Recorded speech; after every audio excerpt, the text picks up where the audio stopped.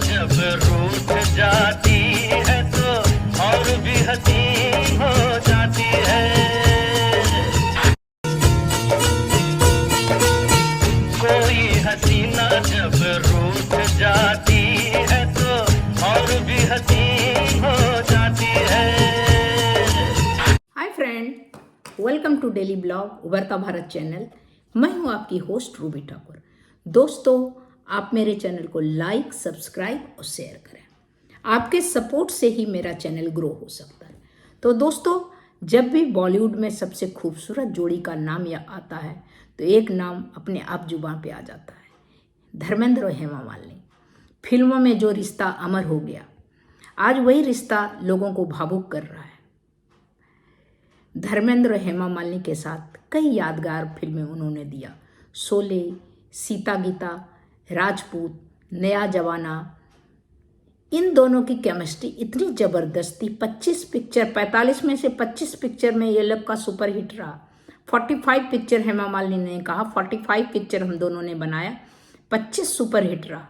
लोग इन्हें सिर्फ पर्दे की जोड़ी नहीं बल्कि दिलों की जोड़ी मानने लगे हैं। हेमा मालिनी और हमेशा धर्मेंद्र के लिए सम्मान, अपनापन और भावात्मक जुड़ाव दिखाई देते। भावात्मक जुड़ाव था उनका, दिखाई देता था सबको। चाहे राजनीति हो या फिल्मी मंच हो, निजी पल किसी झील का कमल रिंगन, कहीं तो मिलेगी, कभी तो मिलेगी, आज नहीं तो कल। किसी शायर की गजल रिंगन, किसी झील का कमल रिंगन, कहीं तो मिलेगी, कभी तो मिलेगी, आज नहीं तो कल। किसी शायर की गजल रिंगन। राजनीति हो या फिल्मी मंच हो, निजी पल हो, हेमा मालिनी का व्यवहार यही दिखता है। हेमा मालिनी जब मथुरा से चुनाव लड़ रही थी तो अमित शाह जी भी बोले कि उन्हें किसी के द्वारा मैसेज आया था धर्मेंद्र का कि आप देख लेना, महिला है तो उनका सेफ्टी सिक्योरिटी का ख्याल रखना। मतलब कहीं भी रहते थे उनको हेमा मालिनी का भी चिंता लगा रहता था। कहा जाता है कि जब हेमा मालिनी की पहली ईसा होने वाली थी तो पूरा हॉस्पिटल बुक करवा दिया था। एक कमरा नहीं, पूरा हॉस्पिटल में कोई नहीं आएगा, पूरा हॉस्पिटल बुक था, 100 कमरे का हॉस्पिटल। तो हेमा मालिनी भी वो जानते थे कि उनसे दिलो जान से चाहने वाला धर्मेंद्र है। तो उनके जीवन में बहुत अहम हिस्सा था धर्मेंद्र का। हाल में दिनों में धर्मेंद्र को लेके गलत और दर्दनाक अफवाह फैली। सब ने इसका खंडन किया। सोशल मीडिया पर फैल गया कुछ दिन पहले ही कि धर्मेंद्र नहीं रहे अब। तो सनी देओल ने भी सोशल मीडिया पे आके अपना गुस्सा व्यक्त किया और हेमा मालिनी ने भी कहा, ईशा ने भी मैसेज किया कि ऐसी गलत अफवाहें नहीं।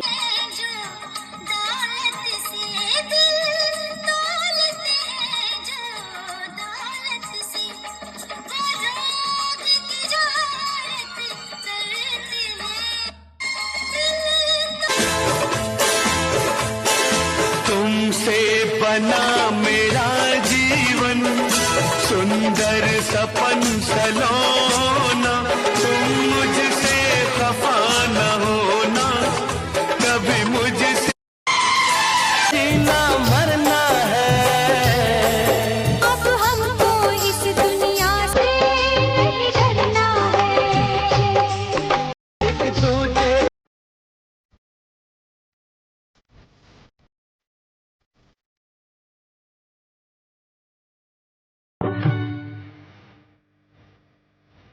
नींद आएगी, तेरी चाहत मेरा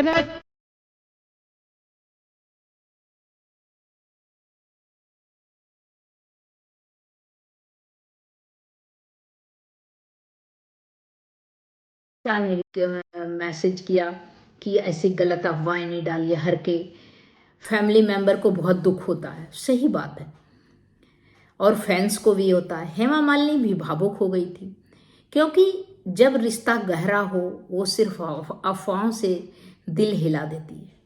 लोग को ऐसा लगता है सिर्फ हेमा मालिनी ही पत्नी है, क्योंकि सार्वजनिक मंचों पर वही दिखती है, श्रद्धा सम्मान भावनाएं वही जाहिर करती है, राजनीति और समाज में वही सक्रिय है। जबकि धर्मेंद्र की एक पहली पत्नी प्रकाश कौर भी उनका भी सोशल मीडिया पे आया था कि बुरी तरह से वो रो रही थी धर्मेंद्र को वापस आने के लिए कि मेरा भी ज़िंदगी ले लो, आप वापस आ जाओ, वापस आ जाओ।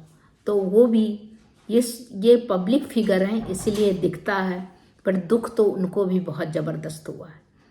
इसीलिए लोग ऐसा महसूस होता है कि हेमा मालिनी, हालांकि सच्चाई इससे ज़्यादा जटिल है। धर्मेंद्र और हेमा मालिनी की जोड़ी सिर्फ फिल्मों की कहानी नहीं, उस दौर की याद है जब प्यार सम्मान और सादगी सिनेमा से निकल के दिलों में बस जाती थी।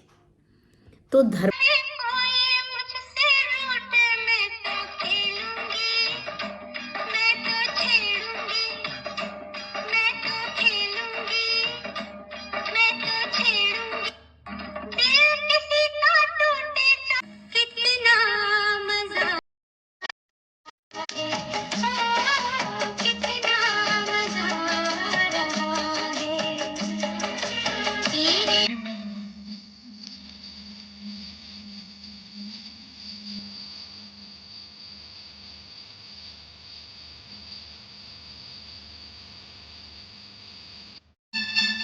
दिलों में बस जाती थी।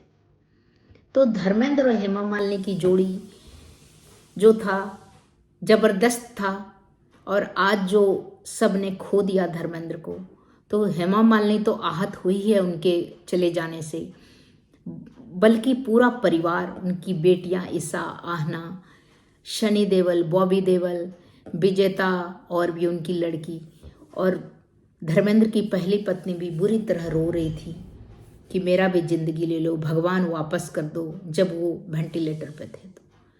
तो सबको दुख होता है, और एक बार अफवाह उड़ा था तो सब आहत हुआ था।